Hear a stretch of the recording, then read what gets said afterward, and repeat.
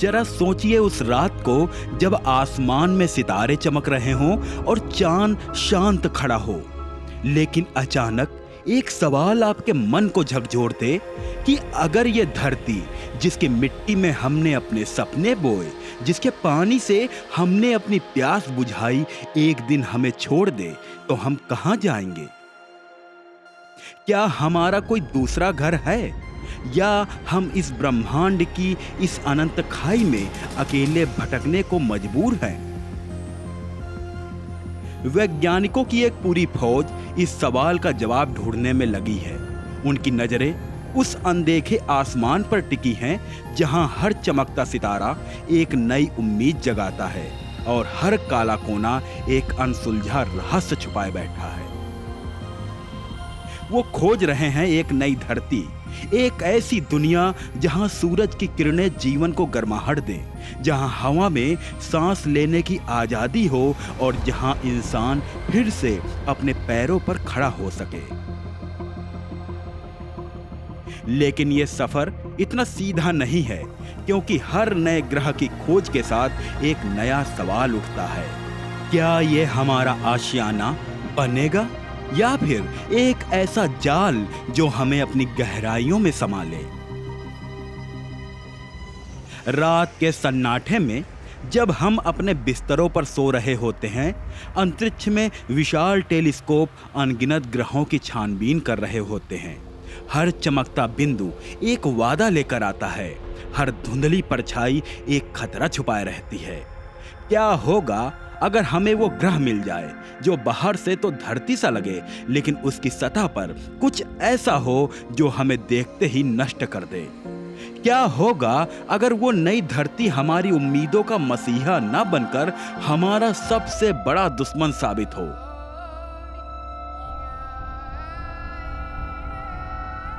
वैज्ञानिक कहते हैं कि जवाब बस कुछ कदम दूर है, लेकिन हर कदम के साथ एक नया संकट भी करीब आता है। ये खोज सिर्फ एक ग्रह की तलाश नहीं, बल्कि हमारी हस्ती का इम्तिहान है। और इसलिए हमारे लिए यह बड़ी चुनौती है कि क्या हम इस ब्रह्मांड के रहस्यों को हरा पाएंगे, या फिर इसके अनंत खेल में हमेशा के लिए गायब हो जाएंगे। केएस ज्ञान चैनल एक बार फिर आपका स्वागत करता है, जहां हम स्पेस से जुड़ी कुछ ऐसी दिलचस्प स्पेस डॉक्यूमेंट्री प्रस्तुत करते हैं जो आपके लिए नई और रोमांच से भरी हों। तो एक बार फिर अपनी सांसें थाम लीजिए, क्योंकि यह नई कहानी अभी शुरू हुई है और इसका अंत शायद हमारी सोच से कहीं ज्यादा डरावना होने वाला है।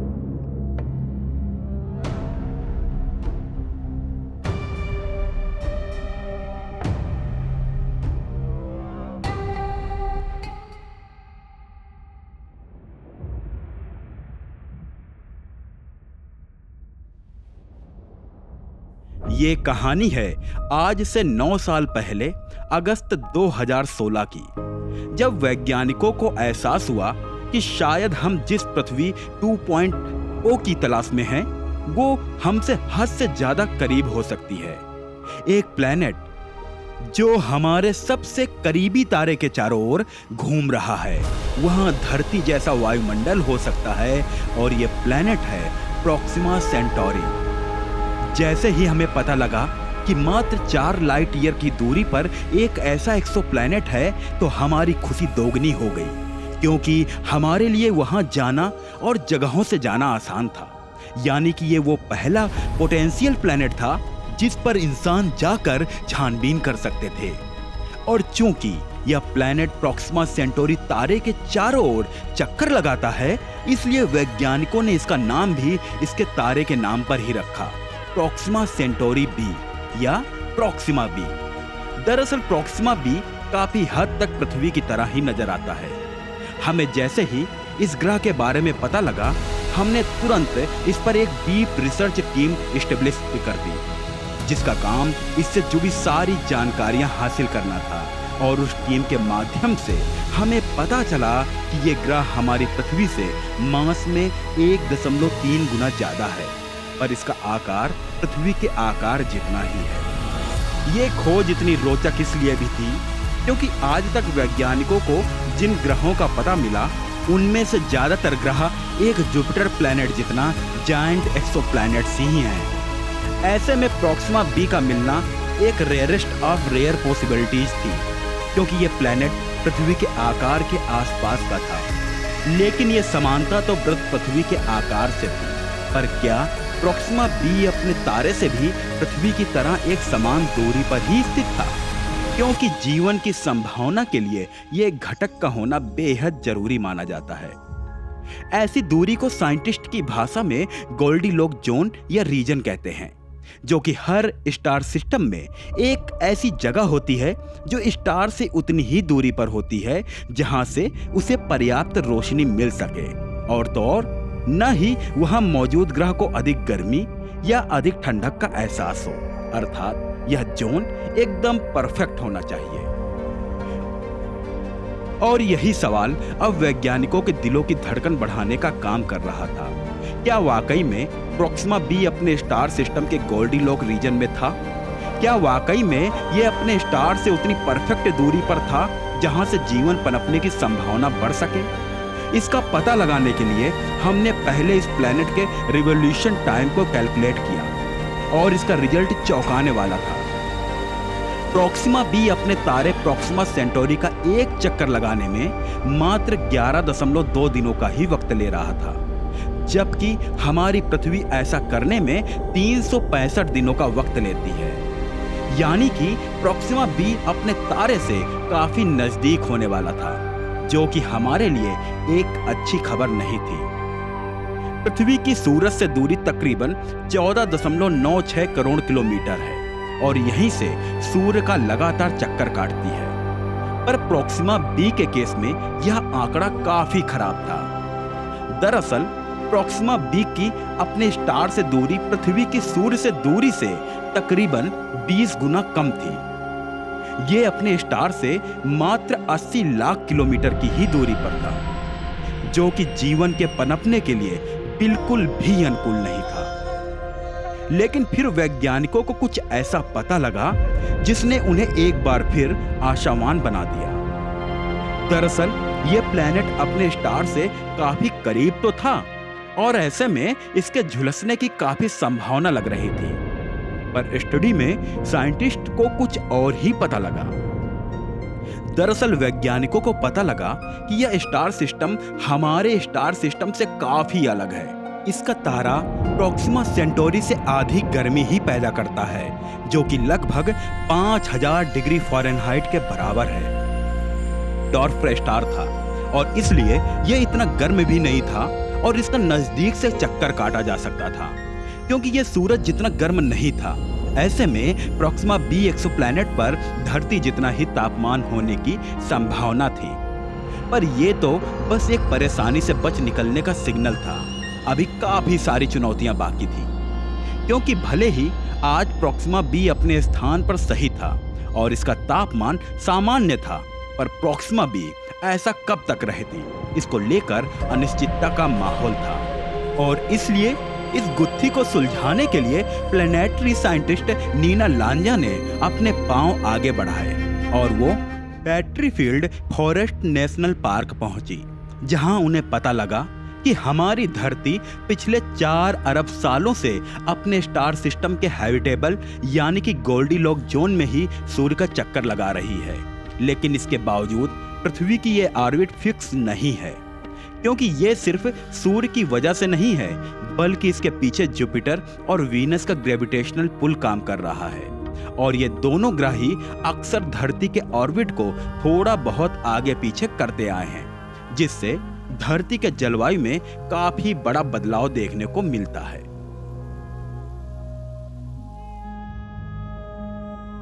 इसकी वजह से धरती पर आइस एज का कई बार आगमन हुआ है, तो कई बार धरती इस आइस एज से बाहर आई है, जो कि आज भी धरती पर मौजूद सेडिमेंट्री रॉक्स के अलग अलग मिनरल्स में दिखाई देता है।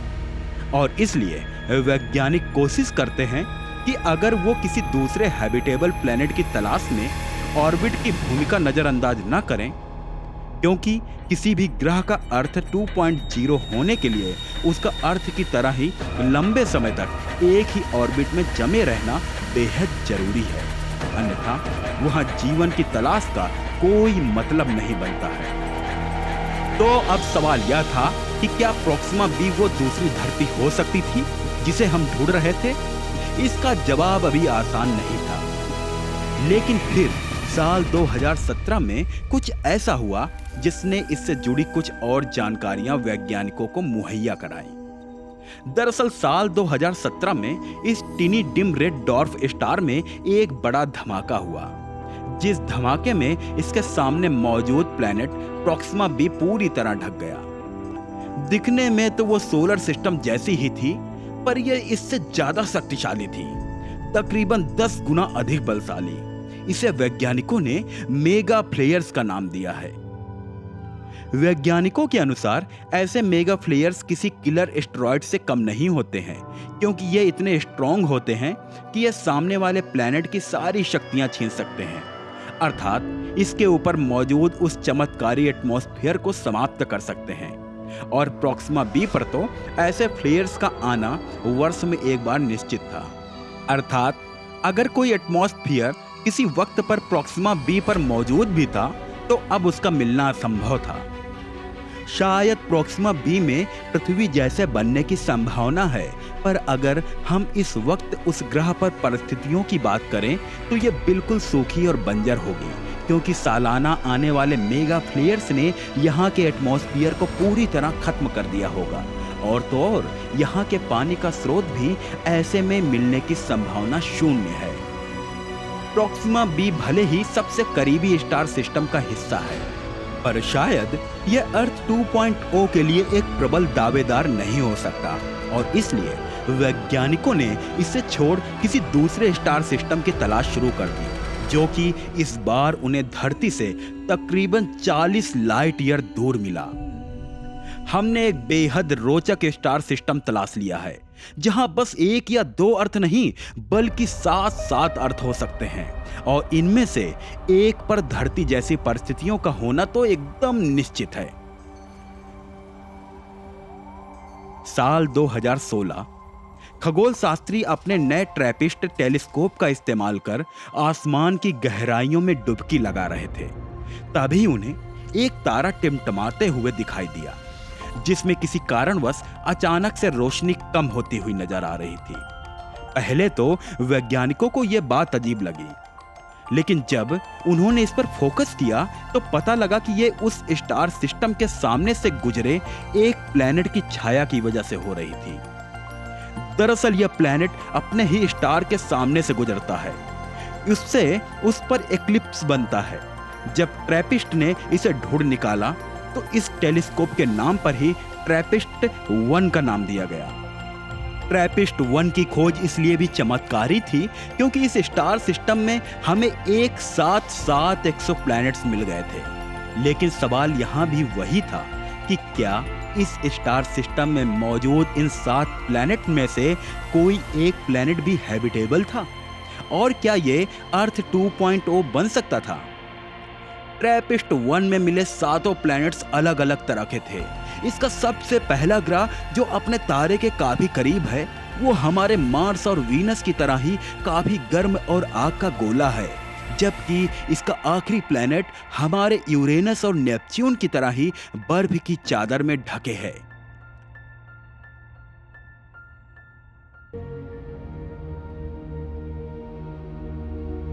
यानी कि इस अनुसार बीच में मौजूद 4-5 ग्रहों में से कोई न कोई ग्रह ऐसा जरूर होगा जो अपने स्टार सिस्टम के गोल्डीलॉक रीजन में स्थित होगा, और धरती की तरह वहां भी जीवन की संभावना मौजूद हो सकती है।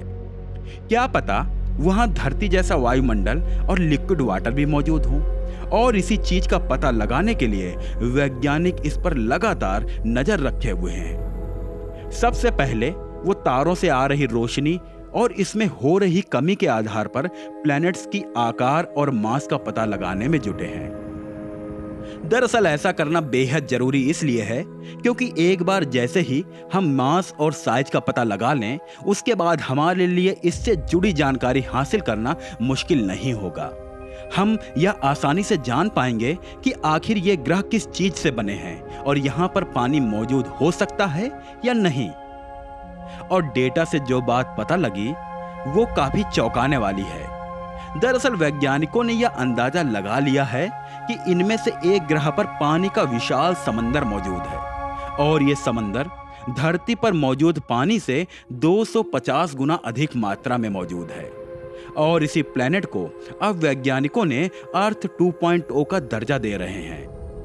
अर्थ 2.0 अपने स्टार से तकरीबन 43 लाख किलोमीटर दूर से चक्कर लगा रहा है और इसका नाम TRAPPIST-1e है।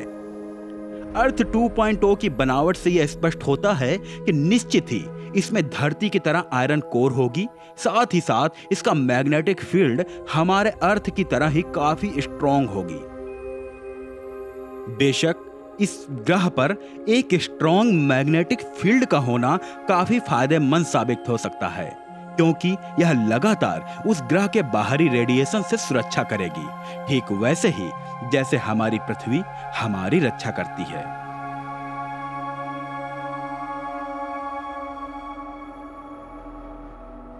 वहीं प्रॉक्सिमा सेंटोरी के अपोजिट ट्रैपिस्ट-1 स्टार भी काफी शांत और सुशील तारा नजर आता है, जिसके पीछे का कारण इस तारे की उम्र है जो कि काफी अधिक है और इसी वजह से ये स्टार सिस्टम बेहद काम दिखाई पड़ता है।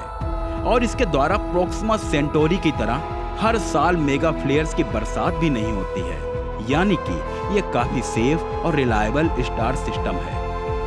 अब तक वैज्ञानिकों को जो भी डेटा मिला है वो इसके पृथ्वी जैसे वायुमंडल, पृथ्वी जैसा अनुकूल तापमान और लिक्विड फॉर्म में वाटर के होने की प्रबल दावेदारी पेश करता है। पर यहाँ भी कुछ परेशानियां मौजूद हैं। ट्रैपिस्ट-1 स्टार सिस्टम हमारे स्टार सिस्टम से बिल्कुल अलग है क्योंकि ट्रैपिस्ट-1e का अपने होस्ट स्टार से डिस्टेंस काफी कम है और ये काफी तेजी से अपने स्टार की परिक्रमा पूरी कर लेता है। आपको जान के हैरानी होगी पर वहाँ पर एक साल यहाँ के एक हफ्ते के बराबर या उससे भी कम हो सकता है। और जब साल एक हफ्ते से कम होगा तो सोचिए एक दिन वहाँ इतनी जल्दी खत्म होगा, यानी कि हर कुछ मिनट पर वहाँ दिन रात होती है, जो कि हमारे लिए काफी परेशानी का सबब बनेगा। ऊपर से इस प्लेनेट से आकाशीय नजारा भी काफी भव्य होगा। आपको ऐसा प्रतीत होगा मानो आप कोई साइंस फिक्शन मूवी देख रहे हैं, क्योंकि इस प्लेनेट से आपको न सिर्फ दूसरे प्लेनेट नजर आएंगे बल्कि आप उसके कॉन्टिनेंट्स को भी अपने नग्न आंखों से देख पाएंगे, जैसा कि धरती से चांद दिखता है। पर क्या ये प्लेनेट हमारे लिए अर्थ 2.0 बनने के लिए सही है? ये जानने के लिए आपको हमारे सीरीज के दूसरे एपिसोड के आने का इंतजार करना होगा।